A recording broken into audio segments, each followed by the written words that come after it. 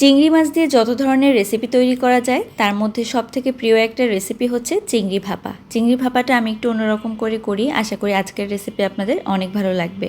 তো প্রথমে এখানে আমি 2 টেবিল চামচ পরিমাণে কালো সরিষা নিয়েছি, এটাকে আমি সারা রাত পানিতে ভিজিয়ে রেখেছিলাম। তো কালো সরিষা দিয়েই আমি সবসময় যে কোনো ধরনের ভাপা তৈরি করি, এতে করে কিন্তু ঝাঁজটা বেশি লাগে, খেতেও ভালো লাগে। তো এখানে 12টার মতো আমি চিংড়ি মাছ নিয়েছি, চিংড়ি মাছের মাথাটা ফেলে বাকি অংশটা নিয়েছি। তো এরপর আমি দিয়ে দিচ্ছি এখানে যেই সরিষাটা ভিজিয়ে রেখেছিলাম তার সাথে আমি 4টা কাঁচামরিচ আর হাফ চামচের মতো লবণ একসাথে একটু ব্লেন্ড করে নিয়েছি, সেটা দিয়ে দিলাম। তারপরে ওই বাটিটা ধুয়ে সামান্য একটু পানি দিয়ে দিয়েছি। তো এখন দিয়ে দেবো এখানে হাফ চামচেরও কম হলুদের গুঁড়া, তার সাথে দিয়ে দেবো প্রায় 1 টেবিল চামচ পরিমাণে সরিষার তেল, আর এখন দিয়ে দিব 1 চা চামচ পরিমাণে চিনি। চিনিটা কিন্তু অবশ্যই দিবেন, তাহলে দেখবেন এই চিংড়ি ভাপার স্বাদ আরও বেড়ে যাবে। 1/4 কাপ পরিমাণ দিয়ে দিলাম এখানে নারিকেল, কোরানো নারিকেল আমি ফ্রিজে রেখেছিলাম, সেটাই দিয়ে দিয়েছি।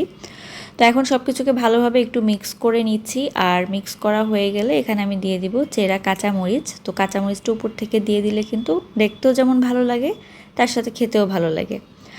আরও প্রায় 1 চা চামচের মতো সরিষার তেল উপর থেকে ছড়িয়ে দিলাম, আর সরিষার তেল দেওয়ার পরে আমি যে হাঁড়ির মধ্যে ভাপ দিব সেটা নিয়ে নিলাম।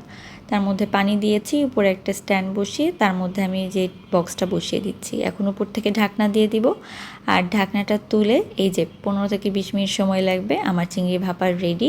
এটা গরম গরম ভাত দিয়ে খেতে কী যে অসাধারণ লাগে, আপনারা একবার অবশ্যই এভাবে চিংড়ি ভাপা তৈরি করে দেখবেন, আশা করি আপনাদেরও ভালো লাগবে। বিশেষ করে দুপুরবেলা গরম ভাত দিয়ে খেতে কিন্তু দারুণ লাগে, আর অল্প সময় তৈরি হয়ে যায়। তাই হাতে যখন কম সময় থাকে আমি এভাবে চিংড়ি ভাপা করি। আশা করি রেসিপিটা অনেক ভালো লেগেছে। আল্লাহ হাফেজ।